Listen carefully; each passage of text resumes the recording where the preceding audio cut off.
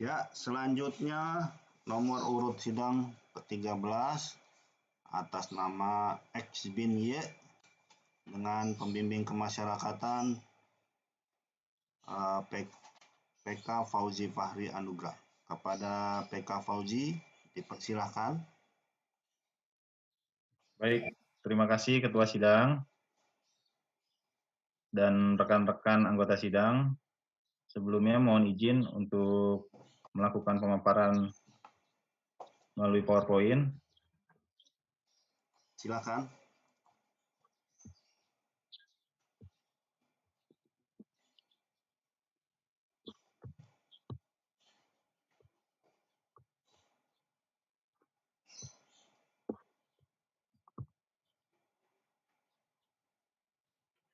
Ketua Sidang dan rekan-rekan anggota sidang, apakah sudah tampak di layar monitor PowerPoint-nya? Sudah? Baik, terima kasih. Assalamualaikum warahmatullahi wabarakatuh. Selamat siang, salam sejahtera untuk kita semua. Dalam kesempatan ini, saya akan memaparkan perencanaan program reintegrasi pembebasan bersyarat Litmas atas nama X bin Y, perkara perlindungan anak pasal 81 Undang-Undang Nomor 35 Tahun 2014. Sebelumnya, Litmas ini dibuat dulu rumusan masalah. Yang pertama rumusan masalahnya, bagaimana tingkat risiko pengulangan tindak pidana klien. Kemudian, faktor-faktor klien melakukan tindak pidana. Kemudian, apa yang diterima klien selama menjalani pidana. Kemudian, bagaimana perubahan perilaku klien setelah menerima pembinaan. Yang terakhir, bagaimana kelayakan penjamin menjadi penjamin, dan bagaimana penerimaan masyarakat dalam masa integrasi klien. Berikutnya, kita lihat di sini ada identitas klien. Klien atas nama X bin Y lahir di kota X, tanggal 8 Maret 1983, agama Islam, pendidikannya SMA terakhir, pekerjaan karyawan swasta, alamat Jalan VBI di Depok, kemudian tindak pidana perlindungan anak pasal 81 Undang-Undang Nomor 35 Tahun 2014. Lama pidananya 10 tahun, denda subsidiar, denda 1 miliar maksudnya subsidiar 3 bulan penjara. Pidananya di lapas kelas 2A Gandul. Lanjut, nama ayah X, nama ibu Z, penjamin A, yakni istrinya sendiri. Kemudian ini susunan keluarga. Klien memiliki anak 2 laki-laki. Kemudian ini berikutnya riwayat dan perkembangan hidup klien. Klien lahir secara normal dengan bantuan dukun beranak. Dia merupakan anak bungsu dari 3 bersaudara. Pertumbuhan fisik dan psikis klien berlangsung baik dan normal. Klien diasuh dengan baik oleh kedua orang tua dan diajarkan hidup mandiri. Namun, di sisi lain, klien kurang mendapatkan pendidikan dan pengetahuan tentang keagamaan, yakni agama Islam. Klien memiliki hobi berolahraga, bermain futsal, bermain bola.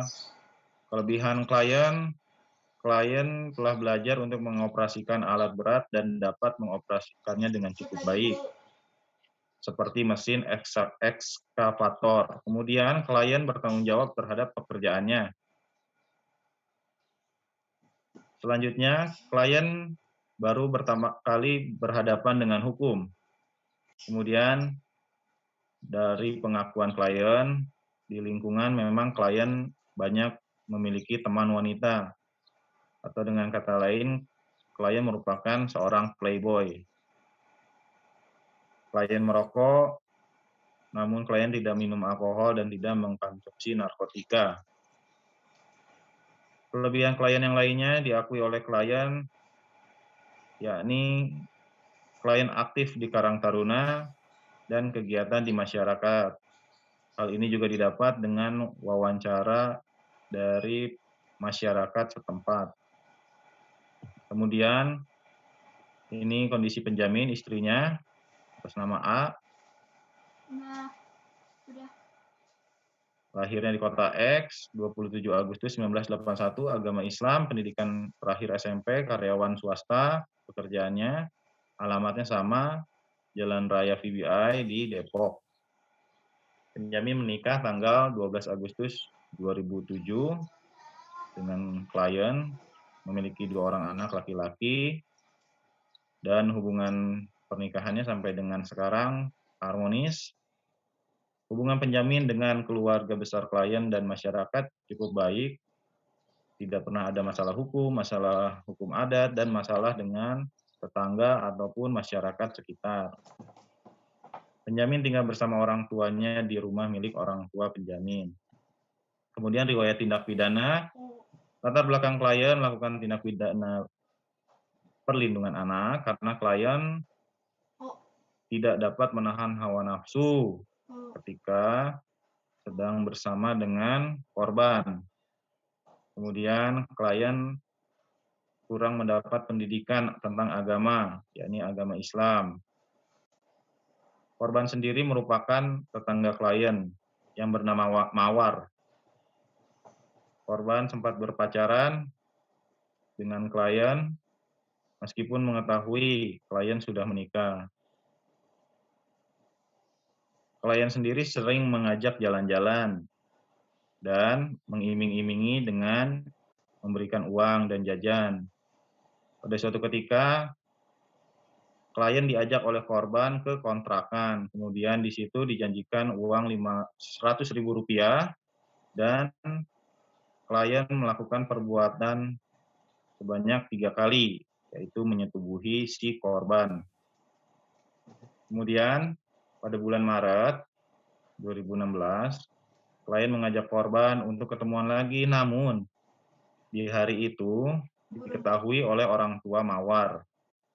Kemudian orang tuanya mengatakan kepada korban, untuk apa jalan main bersama orang yang sudah menikah. Kemudian akhirnya mengaku bahwa korban telah diperkosa, disetubuhi oleh si klien.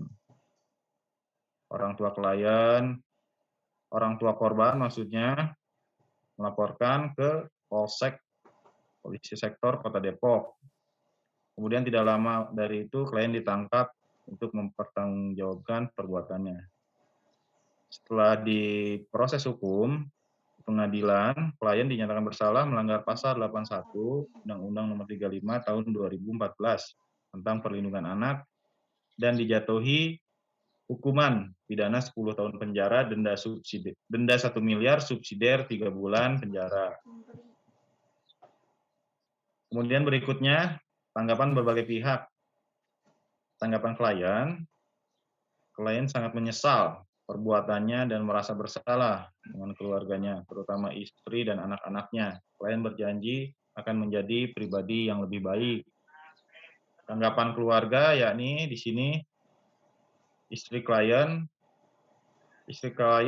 telah memaafkan perbuatan klien, namun dengan catatan tidak mengulangi perbuatannya, berharap klien cepat pulang dan bebas dari masa pembinaan di lapas. Kemudian juga dapat bekerja kembali untuk memenuhi kebutuhan keluarganya. Kemudian tanggapan masyarakat atau pemerintah desa tidak keberatan klien mendapatkan pembebasan bersyarat. Klien termasuk aktif ketika menjadi masyarakat di desa. Klien berbaur, kemudian klien sendiri memang aktif di Karang Taruna, orangnya memang baik ke lingkungan, namun karena mengenal Mawar sehingga tersangkut dengan masalah hukum. Tanggapan korban, saya sebagai PK telah mengunjungi lokasi setempat, alamat korban, namun ketua RT setempat mengatakan korban sudah pindah rumah, sehingga Pembimbing kemasyarakatan tidak dapat menggali data dan informasi kepada korban. Slide berikutnya, hasil asesmen. Nah, ini RRI-nya nilainya rendah, nilai 2, kemudian faktor kriminogeniknya pun bisa dilihat di sini, rendah. Kemudian kesimpulan, setelah membuat rumusan masalah di awal, maka rumusan masalah tersebut akan dijawab di dalam kesimpulan ini. Kesimpulan nomor 1, hasil asesmen RRI, nilai 2 rendah, kemudian faktor kriminogenik yang berpengaruh adalah faktor antisosial, kriminal, dan faktor lain, maka terjadilah si klien menjadi pelaku pidana asusila. Yang kedua, karena klien tidak bisa menahan nafsu ketika bersama dengan korban, klien kurang belajar agama selain itu. Kemudian, selama di Lapas Gandul, klien mengikuti bimbingan kepribadian, yakni pengajian, kemudian sholat berjamaah bareng, serta mendapat bimbingan kemandirian, seperti las listrik, las karbit, dan perbengkelan. Selama menjalani masa pembinaan di lapas, klien tidak pernah terdaftar di Register F. Setelah klien mendapatkan pembinaan, perubahan perilaku klien menjadi cukup baik, lebih baik dari sebelumnya. Klien menjadi rajin sholat 5 waktu, kemudian klien dapat membaca Al-Quran. Kemudian kelayakan penjamin. Penjamin adalah istri klien. Istri klien sendiri selain ibu rumah tangga juga dia bekerja di pabrik tekstil. Iya, berjuang atau mati. Klien sudah menandatangani untuk menjadi penjamin. Klien sanggup membina dan mengawasi klien selama masa integrasi. Kemudian, tanggapan dari masyarakat dan penerimaan dari pemerintah desa. Pemerintah setempat menerima klien. Namun, di sisi lain, pembimbing kemasyarakatan tidak dapat mengambil data dan informasi dari pihak korban dikarenakan sudah pindah alamat dan tidak diketahui alamatnya di mana. Yang terakhir adalah rekomendasi. Berdasarkan hal-hal tersebut di atas, maka saya, pembimbing kemasyarakatan, merekomendasikan memberikan program reintegrasi pembebasan bersyarat kepada klien, kemudian melaksanakan cash plan sebagaimana terlampir. Berikut cash plan-nya. Nah, cash plan untuk masa pidana WBP selama klien integrasi. Nah, klien harus mengikuti bimbingan kepribadian atau konseling, mengikuti penyuluhan hukum, kemudian mengikuti pembimbingan konseling dengan psikolog dan konselor pernikahan. Waktunya selama 2/3 masa pidana. Terima kasih. Sekian sajian litmas dari saya. Untuk itu, kepada para anggota dan rekan-rekan sidang TPP, untuk memberikan tanggapan, saran, serta pendapat mengenai litmas yang telah saya paparkan. Selanjutnya, saya berikan kepada Ketua Sidang.